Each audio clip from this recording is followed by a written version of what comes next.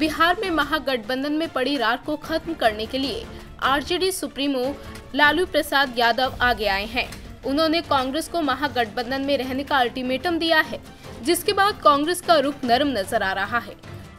अब कांग्रेस महागठबंधन में 9 सीटों के साथ लोकसभा चुनाव में उतरने को तैयार हो गई है।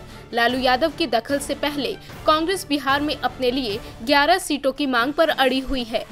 महागठबंधन में पिछले कई दिनों से मुख्य रूप से आरजेडी और कांग्रेस के बीच सीटों के तालमेल पर पेच फंसा हुआ था, जिसके बाद आरजेडी सुप्रीमो लालू यादव ने कांग्रेस से मंगलवार को कहा कि वो 2 बजे दिन तक अपनी स्थिति साफ करें।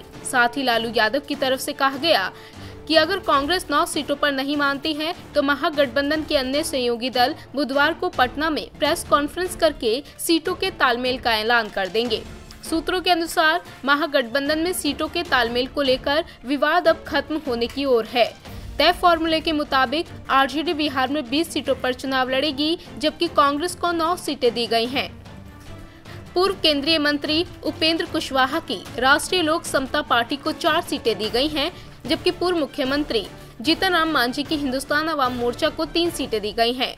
महिला नेता मुकेश साहनी की विकासशील इंसान पार्टी और पूर्व केंद्रीय मंत्री शरद यादव की लोकतांत्रिक जनता दल को 2-2 सीटें दी गई हैं।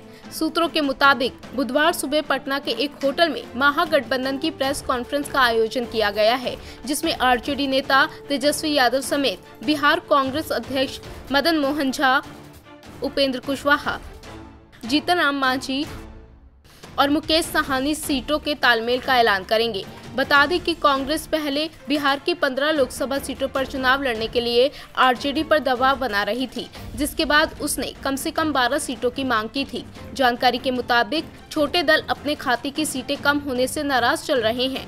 कांग्रेस अपनी सीटें बढ़ाने के लिए जीतन राम मांझी को 5 सीटों पर चुनाव न लड़ने के लिए मना रही है। फिलहाल मांझी को गठबंधन में 3 सीटें मिली है, लेकिन उनकी पार्टी 5 सीटों पर चुनाव लड़ना चाहती है। पूर्वांचल की ऐसी ही लगातार ताज़ा अपडेट के लिए सब्सक्राइब कीजिए हमारे चैनल पूर्वांचल लाइव को।